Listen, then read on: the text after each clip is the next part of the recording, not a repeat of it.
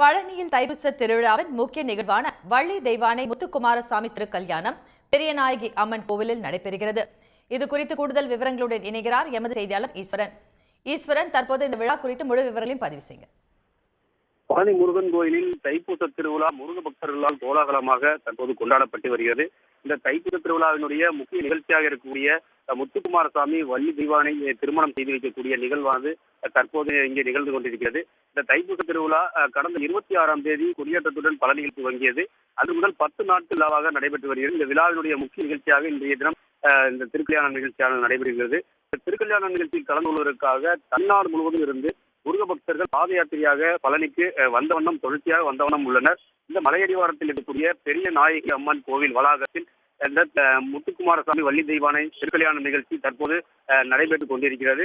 இந்த திருக்கல்யாண நிகழ்ச்சியில் கலந்து கொண்ட வந்த பக்தர்கள் பல்வேறு வகையான காவலிகளை சுமந்து வந்து இங்கு இந்த கோயில் முன்பாக மேலதாளம் முழங்க ஆடி பாடி இந்த திருவிழாவை விமர்சையாக தற்போது கொண்டாடி வருகின்றனர். இந்த திருவிழாவிற்கு தமிழகம் முழுவதும் இருந்து லட்சக்கணக்கான பக்தர்கள் இந்த தைப்பூச திருவிழாவில் பழனியில் கலந்து கொள்வார்கள். இந்த ஆண்டு எந்த ஆண்டும் இல்லாத வகையில் இந்து சமய அறநிலையத்துறை பக்தர்கள் விரைவாக சாமி தரிசனம் செய்வதற்கு விரிவான ஏற்பாடுகளை செய்துள்ளது. குறிப்பாக 2 லட்சம் பக்தர்களுக்கு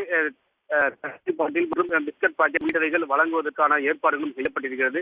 பக்தர்கள் மலை மீது கூட்ட நெரிசலின்றி சாமி தரிசனம் செய்வதற்கு வசதியாக படிவழி பாதையை ஒரு வழி பாதையாக மாற்றி அங்காங்கே தடுப்புகளை ஏற்படுத்தி பக்தர்கள் அனுப்பி வைக்கப்பட்டு வருகின்றனர். மேலும் பக்தர்களுக்கு பாதுகாப்பு வழங்கக்கூடிய வகையில் திண்டுக்கல் மாவட்ட கண்காணிப்பாளர் தலைமையில் 3000 போலீசார் இன்றைய தினம் முதல் 24 மணி நேரமும் சுழற்சி முறையில் பாதுகாப்பு பணியில் ஈடுபட உள்ளனர். மேலும் பழனி வந்திருக்கக்கூடிய பக்தர்கள் தங்களது ஊர்களுக்கு திரும்பி செல்வதற்கு வசதியாக பழனியிலிருந்து திருச்சி, கோவை, ஈரோடு உள்ளிட்ட தமிழகத்தின் பல பகுதிகளுக்கு 500க்கும் மேற்பட்ட சிறப்பு பேருந்துகளும் இயக்க ஏற்பாடுகள் செய்யப்பட்டிருக்கிறது.